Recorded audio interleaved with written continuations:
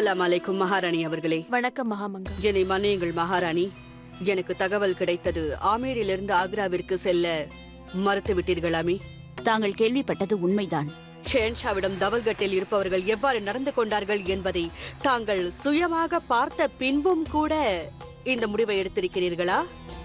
அவ்வாறு நடந்ததினால்தான் நான் இங்கு இருக்க வேண்டியது அவசியமாகிவிட்டது மகாமங்கா. ரத்தன்பூர் கோட்டையை வைத்து நடந்த விவாதம் சிறிய விஷயமில்லை. தவறாக புரிந்து கொண்டது மணமகனின் தந்தைதான் மகாராணி அவர்களே. என்னால் உறுதியாக கூற முடியும், ஜுபைதார் ஷரீஃபுதீன் ஷேன்ஷாவின் அனுமதி இல்லாமல் அப்படி ஒரு வாக்கை அளித்திருக்க மாட்டார். தவறாக புரிந்து கொண்டவர்கள் யார், தவறு செய்தவர்கள் யார்? இந்த விவாதத்திற்கான நேரம் இதுவல்ல மகாமங்கா. கூடிய விரைவில் இதற்கு தீர்வு காண வேண்டும் என்பதுதான் முக்கியமான விஷயமாகும். சமரசமாக சென்றால்தான் இதை சாதிக்க முடியும். ஆகையால் ஆக்ராவிற்கு திரும்பி செல்வது உச்சிதமல்ல. மகாராணி சரியாக கூறுகிறார். இது போன்ற சமயங்களில் மணப்பெண்ணின் வாழ்க்கைதான் கேள்விக்குறியாக ஆகிவிடுகின்றது. அக்கா, சுகன்யாவின் வாழ்வில் இவ்வாறு நடந்தது எனக்கும் வருத்தமாக இருக்கிறது. நான் வருந்துகிறேன். இருப்பினும் நாம் என்ன செய்ய வேண்டும் என்றால், அனைவரும் சுகன்யாவை பற்றி நினைப்பதை விட ஷேன்ஷாவை பற்றி நினையுங்கள்.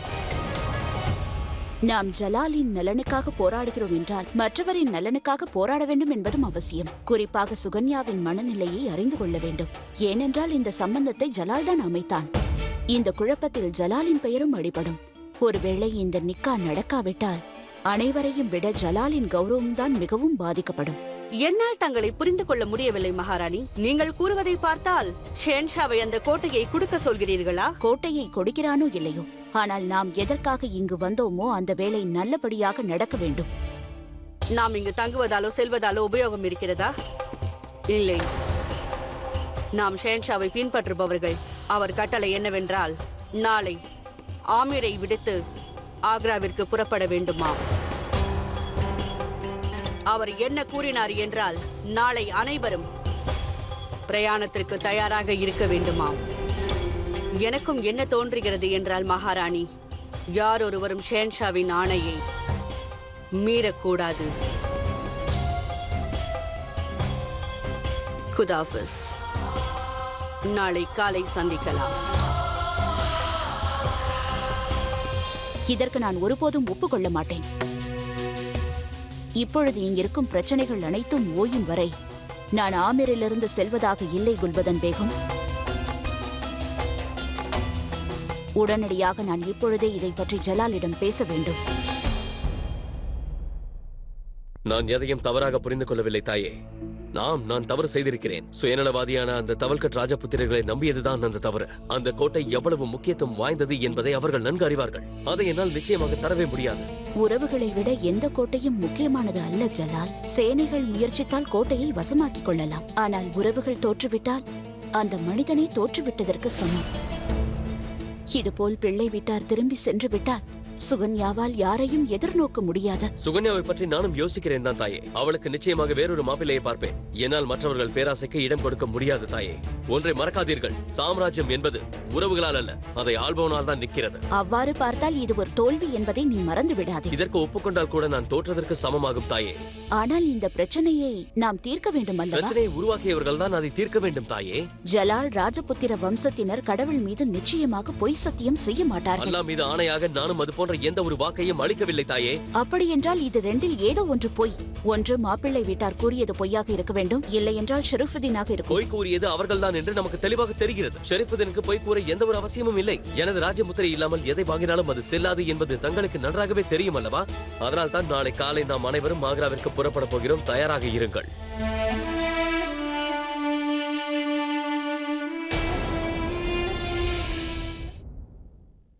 நில் தாசியே,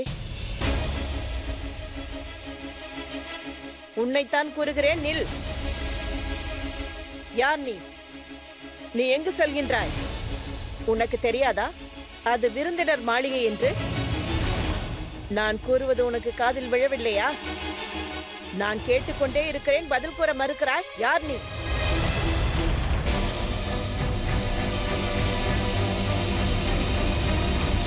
ஜோதா, என்ன விஷயம் அம்மா? நீ எதற்காக தாசியின் உடையை அணிந்திருக்கிறாய்? வேறு என்ன செய்வது பாட்டி? சுகன்யா திருமணம் நின்றுவிடக் கூடாது. அதற்காக நான் முயற்சி செய்கிறேன். கோட்டை விஷயத்தில் குழப்பம் விளைவித்தவர்கள் யார் என்று தெரிந்து கொள்வதற்காகத்தான் நான் இந்த உடையை அணிந்திருக்கிறேன். கவலைப்பட்டால் மட்டும் போதாதம்மா. நீ இந்த வேலையை செய்யக்கூடாது. பார்மலும் பகவான் தாசும் இதை பார்த்துக் கொள்வார்கள். இல்லை பாட்டிமா, இந்த விஷயத்தில் தந்தையால் எதுவும் செய்ய முடியாது. ஏன் அவர்களால் ஒன்றும் செய்ய முடியாது? ஏனென்றால் இந்த தவறுக்கு காரணம் என் புகுந்த வீட்டார்தான். என்னால் இதை மட்டும்தான் கூற முடியும். அவர் ஷெஹன்ஷாவின் நெருங்கிய உறவினராவார். இதற்குமே எதுவும் கூற முடியாது. ஜோதா, நீ கூறுவது எல்லாம் உண்மைதான். அந்த உண்மையை கண்டுபிடிப்பதற்காகத்தான் நான் எந்த வேடத்தில் அங்கு செல்கிறேன். பாட்டிமா, என்னை தடுக்காதீர்கள். நமக்கு அதிக நேரமில்லை. மாப்பிள்ளை வீட்டார் திரும்பி செல்வதற்கு முன்பாகவே தவறு செய்தவர்களை ஷெஹன்ஷா முன்பு நிறுத்த வேண்டும். ராணிகளுக்கும் நிறைய கடமை இருக்கிறது என்று தாங்கள் தானே என்னிடம் கூறினீர்கள் பாட்டிமா. இப்பொழுது நான் 2 கடமைகளை செய்ய வேண்டும். ஒன்று பேகத்தின் கடமை, இன்னொன்று சகோதரியின் கடமை. இது எதில் முடியும் என்று தெரியவில்லை. உன்னுடைய குறிக்கோளும் லட்சியமும் உயர்ந்தது. மகளே, இனி நான் உன்னை தடுக்க மாட்டேன். ஆனால் நீ ஜாக்கிரதையாக இருக்க வேண்டும். கவனமாக நடந்து கொள். அந்த தாய் உனக்கு பக்கபலமாக இருக்கட்டும். செல் மகளே, செல். உனது கடமைகளை நீ நிறைவேற்று.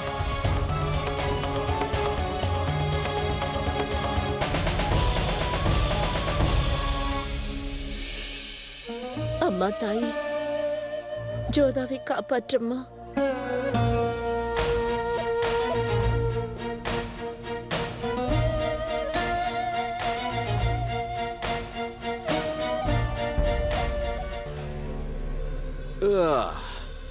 என்ன கொண்டாட்டத்தை ஆரம்பிப்போமா?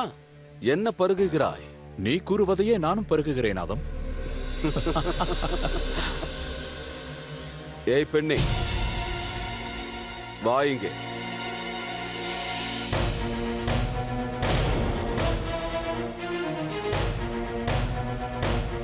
அதை ஊற்றிக்கொடு.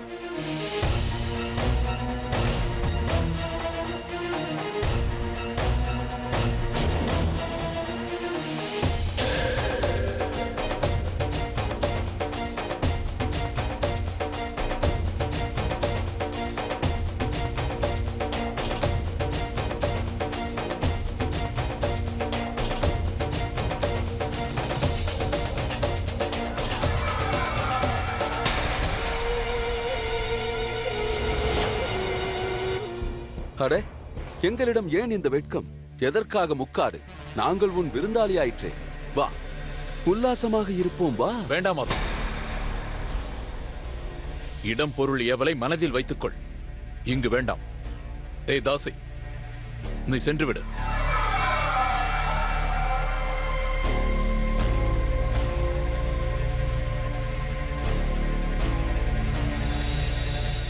ஆதம், இன்று பருகாமலேயே போதை ஏறிவிட்டது போல. பிறகு ஏறாதா என்ன? வெற்றி கொடியை நாட்டப் போகிறோமே, சும்மா சொல்லக்கூடாது. அருமையான திட்டம். அனைவரும் நம்பிவிட்டார்களே. தன்னுடைய மைத்துனனான சுபேதார் ஷெரீஃபுதீன் பொய்யுரைப்பான் என்று ஜலால் நம்பியிருக்க மாட்டார். ஜலால் என்னை சந்தேகிக்க மாட்டார். ஒரு புறம் ஜோதா பேகம் யாரையும் நம்பவும் மாட்டார். ஜலால் ஜோதாவிற்கிடையில் இனி முகரம் பண்டிகை தான் நடக்கப் போகிறது. எனக்கு ஒன்று மட்டும் புரியவில்லை.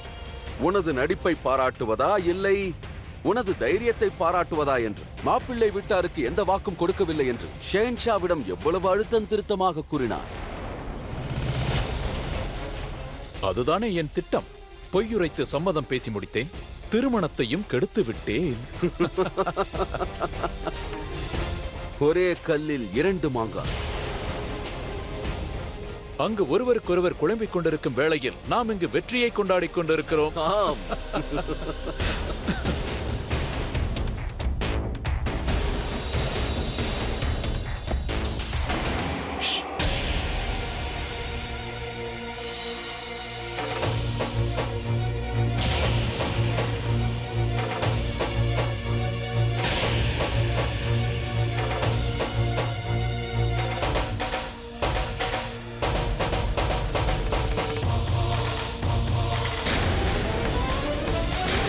இன்னும் இங்கு என்ன செய்து கொண்டிருக்கிறாய் தாசி? நேரம் காலம் உனக்கு புரியவில்லையா? இது விருந்தினர்கள் ஓய்வெடுக்கும் நேரம். முதலில் இங்கிருந்து செல். வணக்கம். தங்களுக்கு இங்கு எந்த குறையும் இல்லை அல்லவா? நிச்சயம் இல்லை. ஏற்பாடுகள் பிரமாதம். மிக்க நன்றி. தவறான நேரத்தில் வந்து விட்டாள். இல்லை என்றால் இந்நேரம் அவள்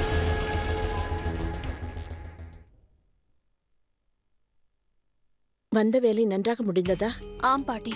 இதை செய்தது யார்? பிறகு கூறுகிறேன். இப்பொழுது ஷெஹன்ஷாவை சென்று பார்க்க வேண்டியது மிகவும் அவசியமாகும். என்ன நடந்தாலும் சுகன்யா திருமணம் நின்றுவிடக் கூடாது. ஒன்றை மட்டும் கூறுகிறேன். இளவரசர் வாஜேந்திர சிங் மிகவும் நல்லவர். அவரையும் அவர் தந்தையையும் பொய் கூறி வலையில் சிக்க வைத்து விட்டார்கள். இதை பார்க்கும்போது சுபேதார் ஷெரிஃபுதீன் தான் பொய் கூறியிருக்கிறார். ஆம் பாட்டி. இந்த உண்மையை யாரிடமும் கூறிவிடாதீர்கள். முக்கியமாக தந்தையிடம் கூறிவிடாதீர்கள். இந்த நிலைமையில் தவறு செய்தவர்களை நாம் காட்டிக் கொடுத்தாலும் அது நம்மையே பாதிக்கக்கூடும். அதனால் இப்பொழுது மிகவும் எச்சரிக்கையாக இருக்க வேண்டும். நான் கூறியது புரிந்ததா பாட்டிமா? என்ன நடந்தாலும் சரி, சுகன்யாவின் திருமணம் நல்லபடியாக நடக்கும். அதற்காக நான் ஷெஹன்ஷாவை சிக்கலில் சிக்க வைத்தாலும் பரவாயில்லை.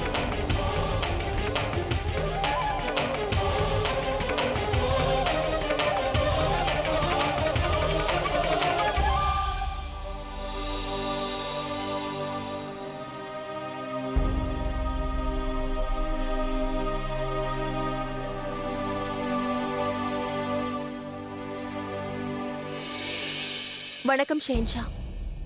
உங்களிடம் முக்கியமாக பேச வேண்டும். ஜோதா பேகம், உங்கள் ராஜபுத்திரர்கள் என்னுடைய பெரியம்மாவை, என் உறவினர்களை அவமானப்படுத்திய பிறகு நான் யாரிடமும் பேச தயாராக இல்லை.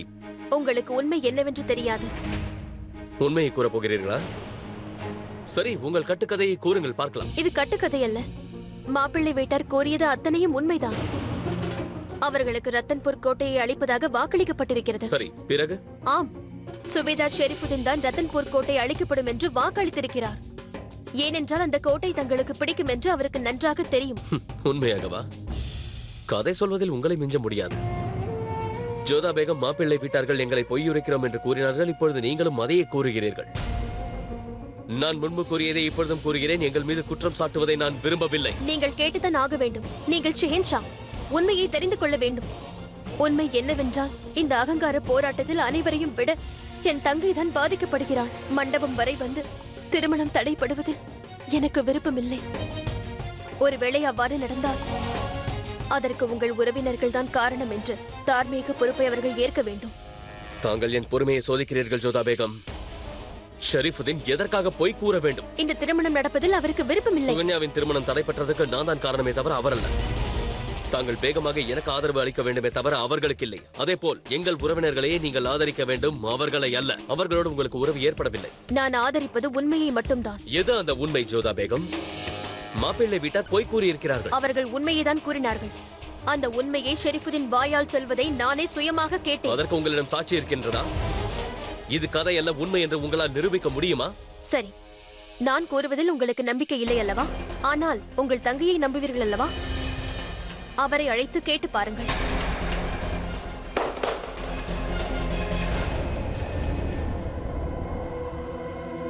நான் உடனே எனது தங்கையை சந்தித்தாக வேண்டும் என்று அவர்களிடம் கூறுங்கள். நான் கூறுவதை நீங்கள் ஒப்புக்கொண்டாக வேண்டும். உங்கள் தங்கையிடமிருந்து உண்மையை தெரிந்து கொண்ட பிறகு தாங்கள் எடுக்கும் எந்த முடிவாக இருந்தாலும் என் தங்கையின் திருமணம் நின்றுவிடக் கூடாது. ஒருவேளை நீங்கள் கூறியது பொய்யாக இருந்தால்? பிறகு நீங்கள் என்ன கூறினாலும் அதை ஏற்றுக்கொள்கிறேன். சரி.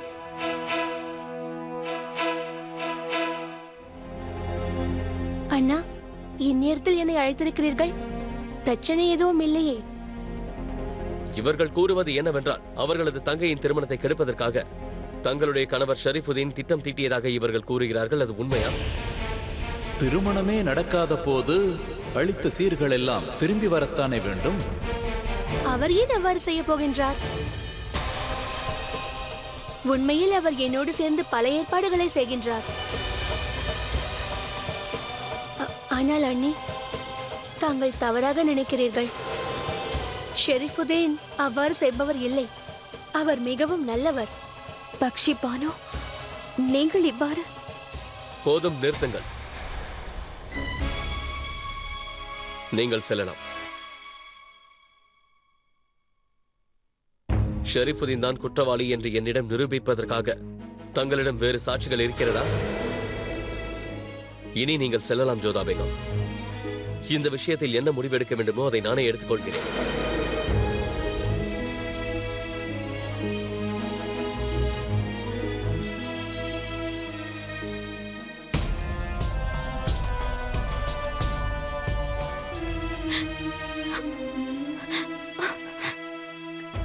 அக்கா தாங்களா? சுகன்யா, நாம் அனைவரும் தவறாக புரிந்து கொண்டோம். நடந்த எதற்கும் மாப்பிள்ளையின் தந்தை பொறுப்பல்ல. அவருக்கு எந்த சம்பந்தமும் இல்லை. அவர்கள் வேண்டுமென்றே வஞ்சிக்கப்பட்டிருக்கிறார்கள். அக்கா, எனக்கு ஒன்றும் புரியவில்லை. இதற்கு காரணம் என்னுடைய புகுந்த வீட்டுக்காரர்கள். இப்பொழுதுதான் எனக்கு இது தெரிய வந்தது. இப்பொழுதுதான் தெரியுமா? எனக்கு இன்னும் சரியாக புரியவில்லை அக்கா. ஏன் இவ்வளவு கோபமாக உள்ளீர்கள்? கோபப்படாமல் என்ன செய்வது? அனைவர் முன்பும் நான் ஷெஹன்ஷாவிற்கு ஆதரவு தெரிவித்தாலும் நான் சொல்வதை அவர் ஏற்க மாட்டேன் என்கிறார். என் வார்த்தைகளை ஷெஹன்ஷா அவர்கள் நம்பவில்லை. அவ்வாறென்றால் தாங்கள் கூற வருவது, தாங்கள் என் விஷயமாகத்தான் மாமாவிடம் சண்டை போட்டீர்களா?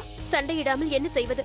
அமைதியாக இருந்தால் அவருடைய உறவினர்களால் தான் உன் திருமணத்திற்கு தடை ஏற்படுகின்றது. இதை பார்த்து அமைதியாக இருக்கவா? சுகன்யா, நீ என் தங்கை. அதே போல்தான் தாங்கள் எனக்கு அக்கா ஆவீர்கள். என்னால் தாங்கள் மாமாவிடம் சண்டை போடுவதில் எனக்கு விருப்பமே இல்லை. ஏனென்றால் இன்னும் எனக்கு திருமணம் ஆகவில்லை. ஆனால் தங்களுக்கு ஆகிவிட்டது. இன்னும் ஏற்படாத உறவுக்காக ஏற்பட்ட உறவை கெடுத்துக் கொள்வது தகுந்த செயல் இல்லை அக்கா. இதை நான் தங்களிடம்தான் கற்றுக்கொண்டேன். அக்கா, எனக்கு சத்தியம் செய்து கொடுங்கள்.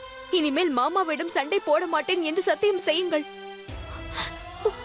அவரை சங்கடப்படுத்த மாட்டேன் என்று எனக்கு வாக்குறுதி கொடுங்கள். உன் திருமணத்தை பற்றி மட்டுமல்ல சுகன்யா, நாளை அவர்கள் சென்று விட்டால் நம் குடும்பத்தில் உள்ளவர்கள் எவ்வளவு கவலைப்படுவார்கள் என்று தெரியுமா? வேற என்ன செய்வதக்கா? என் திருமணம் நின்றுவிடும், அவ்வளவுதானே. மாப்பிள்ளை வீட்டார் திருப்பி செல்லும் போது எனக்கு வருத்தமாக இருக்கும். ஆனால் அக்கா, தங்களுக்கும் மாமாவுக்கும் இருக்கும் உறவு அறுந்துவிட்டால் இன்னும் வேதனையாக இருக்கும். மாமாவை சுற்றி இருக்கும் அனைவருக்கும் நீ என்றால் சிறிது கூட விருப்பம் இல்லை அக்கா. மாமாவிற்கு கோபம் வந்தால் இந்த சந்தர்ப்பத்தை பயன்படுத்தி பிரச்சனையை பெரிதாக்கி விடுவார்கள். அவர்கள் தங்களை பழி தீர்த்துக் கொள்வார்கள் அக்கா. உங்கள் வாழ்க்கையை நரகமாகிவிடும். தங்களுக்கு எந்த சூழ்நிலை வரும் என்றால் தங்களால் நிம்மதியாக வாழ முடியாது. தங்களுக்கு அது போல் கஷ்டங்கள் வருவதை என்னால் தாங்கிக் கொள்ள முடியாதக்கா. தாங்கள் எனக்கு ஒரு வாக்களியுங்கள் அக்கா. என் காரணமாக தாங்கள் உங்கள் குடும்பத்தில் சிக்கல்களை உருவாக்க கூடாது. எனக்கு வாக்கு கொடுங்கள். என்னால் அதை தாங்கிக் கொள்ள முடியாதக்கா. இறைவன் ஏன் இவ்வாறு செய்கிறார்? நான் ஆசைப்பட்டது உன் திருமணம் நல்லபடியாக நடைபெற வேண்டும் என்று. என் திருமணத்தை போல் நடக்க கூடாது என்று நினைத்தேன். அந்த கடவுள் நமது வாழ்க்கையில் ஏன் இப்படி விளையாடுகிறார் என்று எனக்கு புரியவில்லை. ஏன்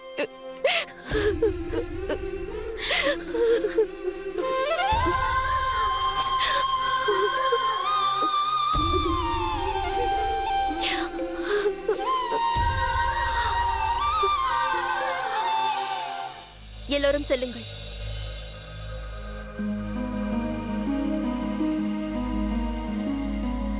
ஜோதா அண்ணி, இது அனைத்தும் என்னுடைய பிரம்மை என்று கூறாதீர்கள். ஏனென்றால் நான் கேட்டேன். நான் கேட்டது அனைத்தும் உண்மைதான்.